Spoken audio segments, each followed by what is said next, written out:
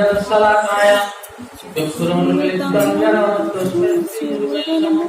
हरे कृष्ण कृष्ण कृष्ण हरे हरे हरे राम राम राम हरे गतकाल गौरंगी राधे वृंदावनेश्वरी विश्वमानते देवी नमामि हरिप्रिये। তার কথা বলার সুযোগ পেয়েছি, আমাকে সুযোগ করে দিয়েছে। আমি কথা বলবো রাধারানীর কথা। এর আগেও বলেছি আমি রাধারানী কিভাবে ভূমণ্ডলে আবির্ভূত হয়েছেন আর গোলক বৃন্দাবনে কিভাবে এসেছিলেন, গোলক বৃন্দাবনে রাধারানী এসেছিলেন সেটা আমি আগের সপ্তাহে আগে রবিবার আপনার কাছে বিস্তারিত করে বলেছি, আর অত সময় দিয়ে বলবো না। এবার ভূমণ্ডলে রাধারানী কিভাবে আবির্ভাব হয়েছে সেই কথাই আমি একটু বলতে চাই। তো যখন গোলক বৃন্দাবনে গোলকে যখন রাধারানী আবির্ভূত হলেন, হওয়ার পর তিনি ভগবানের সেবা খুব গভীরভাবে যুক্ত হয়ে গেলেন এবং তিনি এতভাবে ভগবানকে সেবা করার চেষ্টা করলেন মন দিয়ে, মনে মনে। হ্যাঁ, তো তিনি বাহ্যজ্ঞান হারিয়ে ফেললেন। তিনি যেই বাহ্যজ্ঞান হারিয়ে ফেললেন সেই অবস্থায় ভগবান সেই কুঞ্জ থেকে অন্তর্ধান হয়ে গেলেন। অন্তর্ধান হয়ে গিয়ে ভগবান বিরজা নামে এক সখী ছিল, সেই সখী কুঞ্জে চলে গেলেন। বিরজা খুব কাতর কাতর প্রার্থনা করছিলেন ভগবানের সঙ্গ লাভের জন্য। তো ভগবান সেই বিরজার আশা পূরণ করার জন্য বিরজার কুঞ্জে চলে গেলেন। বিরজার কুঞ্জে গিয়ে বিরজার সাথে তিনি কুঞ্জে বিহার করছেন। এদিকে রাধারানী বাহ্যজ্ঞান হারিয়ে অচেতন হয়ে পড়ে আছেন। তখন তার সখীরা যখন দেখলো রাধারানী এই অবস্থা, তাকে জল দিয়ে সুস্থ করে তুলে দেখলো যে ভগবান সেখান থেকে, কৃষ্ণ সেখান থেকে এই অন্তর্হিত হয়ে গেছে। কোথায় গেছেন খোঁজ করে জানতে পারলো যে বিরজার কুঞ্জে কৃষ্ণ চলে গেছে। তখন রাধারানীর ক্রোধ হলো। রাধারানীর সাথে 63,000 সখী ছিল, 63,000। তারা সবাই গেল সেই কুঞ্জে। সেই কুঞ্জে যাওয়ার সময় বাধা পেল। সেখানে ভগবান তার সখা সুবলকে বসিয়ে রেখেছেন। সুবলকে বলে গেছেন, আমার অনুমতি ছাড়া তুমি এই কুঞ্জে কাউকে প্রবেশ করতে দেবে না। সুবল যে সেখানে ছিলেন, সুবলের সাথেও 10,000 সখা ছিল। 10,000 সখা সুবলের সাথে বসে সেখানে কুঞ্জে পাহারা দিচ্ছিলেন আর ভগবান বিরজার সাথে সেখানে বিহার করছেন। এদিকে রাধারানী এসে গেছেন। রাধারানী এসে তখন সুবলকে বলছেন, তুমি রাস্তা ছাড়ো, আমি কুঞ্জে যাব। কৃষ্ণ আমাকে ছেড়ে চলে আসছে। তখন বলছেন, কৃষ্ণের অনুমতি নেই, আমি তার অনুমতি ছাড়া আপনাকে কিছুতেই যেতে দেবো না। তখন এই তর্ক বিতর্ক শুরু হয়েছে। আমি খুব ফাস্ট বলছি, হ্যাঁ, অনেক কথা আছে, অনেক ঘটনা আছে, এত বলতে গেলে শেষ হবে না। তা খুব তর্ক বিতর্ক হচ্ছে। হতে হতে হতে হতে তখন রাধারানী খুব ক্রোধবশত হয়ে সুবলকে অভিশাপ দিয়ে দিলেন। বলছি, তুমি আমাকে ভগবানের কাছে যেতে দিলে না, কৃষ্ণের কাছে যেতে দিলে না, তোমাকে আমি অভিশাপ দিচ্ছি। তুমি মর্তধামের মানুষের লোকে আবির্ভূত হবে, অসুর বংশে তোমার জন্ম হবে, অসুর কুলে, অসুরে তুমি এই ধরিত্রীতে বিরাজ করবে। তখন রাধারানী ক্রোধবশত অভিশাপ দিয়ে দিলেন। এবার সুবল তখন রাধারানীকে ক্রোধবশত আবার অভিশাপ দিয়ে দিলেন, তুমিও মরতে গিয়ে আবির্ভূত হবে, তোমারও মরতে আসতে হবে এবং তুমি 100 বছর এই ভগবানের বিরহে, কৃষ্ণের বিরহে তুমি যন্ত্রণা ভোগ করবে। মাত্র 10-12 বছর তুমি ভগবানের সাথে যুক্ত থাকতে পারবে, তারপর বাকি 100 বছর তুমি শুধু বিরহ যন্ত্রণা ভোগ করবে। তখন সুবল কাঁদতে শুরু করেছে, রাধারানীও কাঁদতে শুরু করেছে।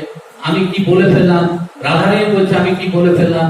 এই করে তখন রাধারানী যে 66,000 সখী নিয়ে এসেছিল সেই কুঞ্জে, সেখানে গিয়ে তখন ভগবানের সাথে গিয়ে সাক্ষাৎ করলো। আর যেই এদিকে সুবলের সাথে যে ঝগড়াঝাটি হচ্ছে রাধারানী, সেটা ভগবান কুঞ্জ থেকে বুঝতে পেরেছে, দেখে ফেলেছে, কুঞ্জ থেকে অন্তর্ধান হয়ে গেছে, চলে গেছে। আর যে বিরজা ছিল, বিরজা তখন কি করবে ভয়ে, কোনো দিশে পিসে না পেয়ে তখন বিরজা জল হয়ে গেল, নদী হয়ে গেল। নদী হয়ে সেই গোলকে বিরাজ করতে লাগলো। এমত অবস্থায় তখন রাধারানী দেখলো যে কুঞ্জে ভগবান কৃষ্ণ নেই আর বিরজা জল হয়ে, তরল হয়ে বইছেন। তখন বিরজাকে অভিশাপ দিল, তুমি আমার কৃষ্ণের সঙ্গ করেছো, তুমি আমার কৃষ্ণের সঙ্গে বিহার করেছো, তোমাকে আমি অভিশাপ দিচ্ছি, তুমিও মর্তলোকে যাবে। তো বিরজা মর্তলোকে এসেছিল।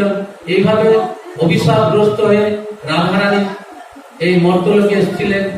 তো মর্তলোকে কিভাবে এসেছিলেন সেই ঘটনাটা আবার একটু অন্য ঘটনা। রাধারানীর জন্ম বৃত্তান্ত সম্বন্ধে অনেক গ্রন্থে অনেক রকম লিপিবদ্ধ আছে। ললিত মাধব গ্রন্থে যে লিপিবদ্ধ আছে, সেই গ্রন্থের কিছুটা অংশ আমি আপনাদের বলে শোনাচ্ছি।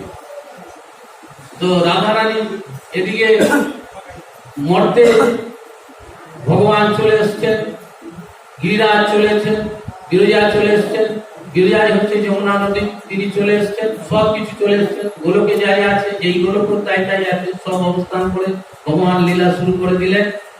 এবার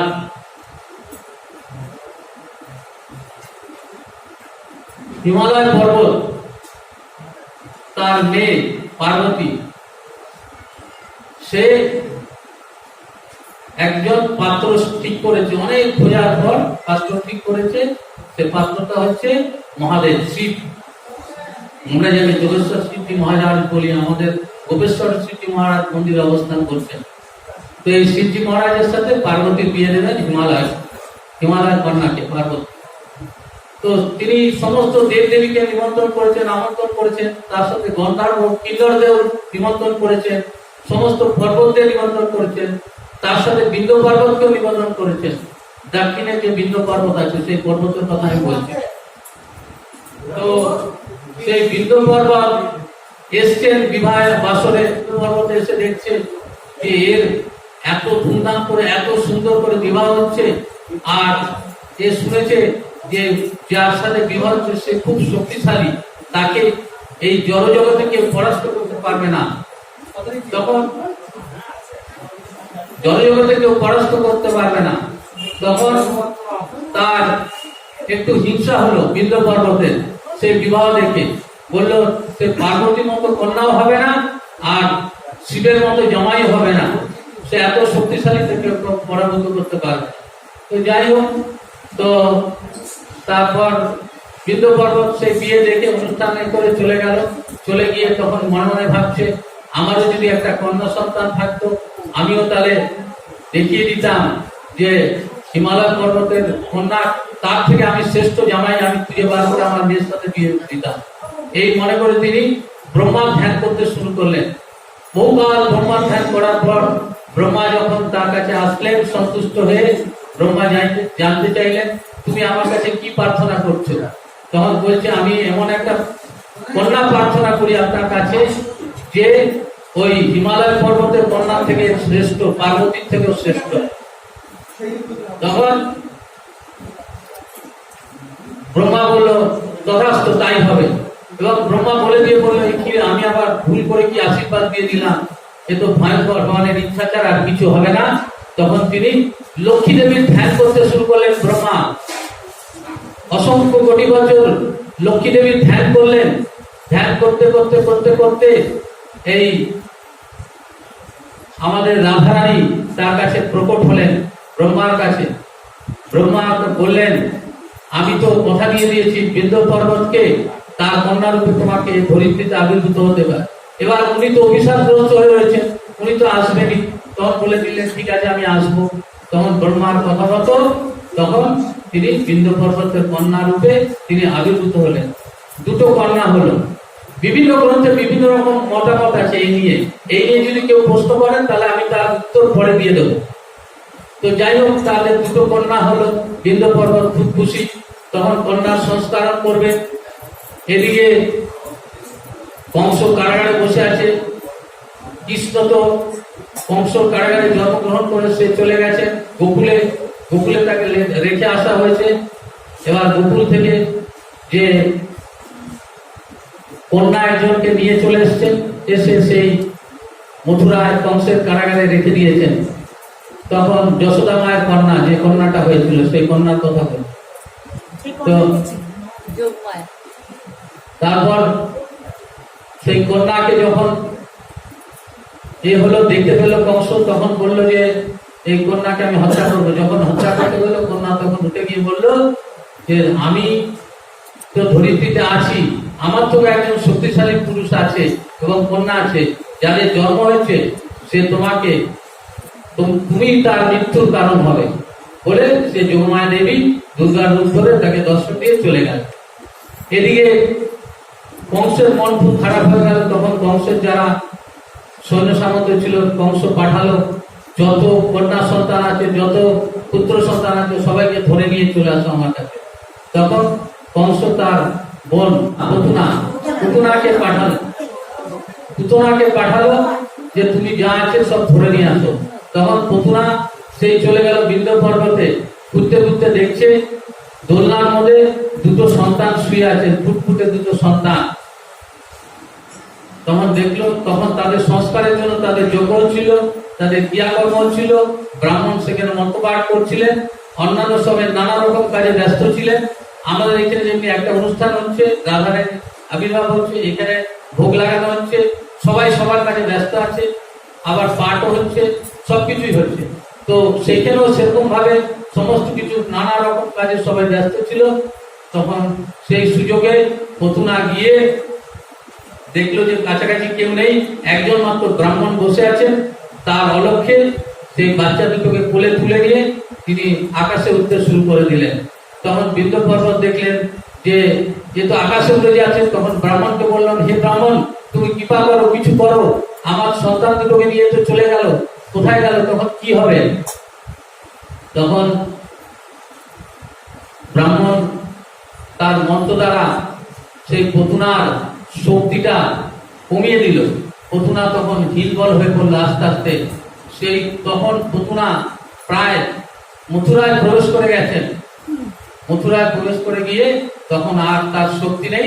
তখন একটা কুণ্ড ছিল, কুণ্ডের মধ্যে অসংখ্য পদ্ম গাছ হয়েছিল, পদ্ম ফুল। সেই পদ্ম ফুলের মধ্যে কন্যা সন্তান দুটোকে ফেলে দিল, ফেলে দিয়ে নিস্তেজ হয়ে তিনি পড়ে রইলেন।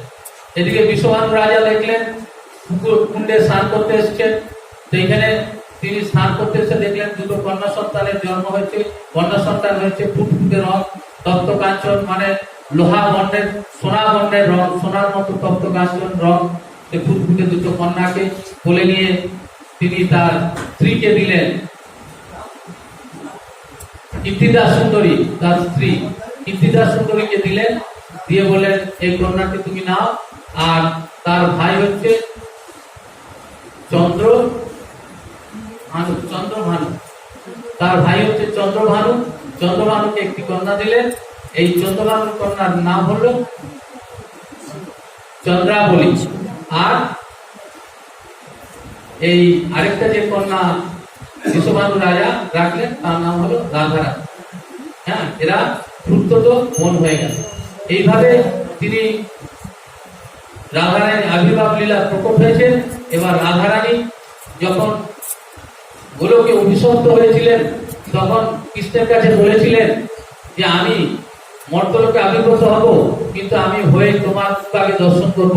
সেই জন্য যখন বিশ্বভানু রাজা সেই রাধারানীকে পেলেন, তার চোখ দুটো বন্ধ ছিল। বিশ্বভানু রাজা প্রথমে তো পুত্র কন্যা পেয়ে খুব আনন্দ হয়েছিল, কিন্তু যখন দেখলো তার চোখ দুটো বন্ধ, তিনি খুব দুঃখিত হয়ে গেলেন। 6 মাস বাদে যখন মেয়ের সংস্করণ করবেন, সমস্ত পণ্ডিতদের দেখেছেন, ঋষিদের দেখেছেন, তার সাথে নন্দ রাজাকে দেখেছেন, আমন্ত্রণ করেছেন অন্যান্য রাজাদের। তারা সব এসছেন, এসে দেখছেন যে বিশ্বভানু রাজা সবাইকে ডেকেছেন।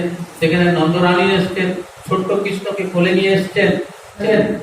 তখন কৃষ্ণকে কোলে নিয়ে যশোদা মা ঘুরছেন। তখন কৃষ্ণ বলছে, আমাকে কোল থেকে নামিয়ে দাও। তখন যশোদা মা কিছুতেই কোল থেকে নামাচ্ছে না। তখন যশোদা মায়ের গলায় একটা মুক্তোর হাড় ছিল, মুক্তোর হাড়টা কৃষ্ণ টান দিয়ে ছিঁড়ে ফেলে দিল। এই ফেলে দিল, তখন কৃষ্ণকে নামিয়ে সেই পুঁতি দিল, সংগ্রহ করার দিকে মন চলে গেল। আর কৃষ্ণ তখন হামাগুড়ি দিয়ে রাধারানীর কাছে চলে গেল। যে রাধারানীর গায়ে স্পর্শ করলো কৃষ্ণ, তখন রাধারানী বুঝতে পারলো আমার বিজয়জন চলে এসছেন। তখন তিনি চোখ খুললেন, চোখ খুলে তিনি প্রথমে কৃষ্ণকেই দর্শন করলেন। এইভাবে রাধারানীর মিলন হলো। তো এইভাবে কৃষ্ণের রাধারানীর আবির্ভাব লীলা মর্তে হয়েছিল। এখন আমি আর বেশি কিছু বলবো না। এখন সাধু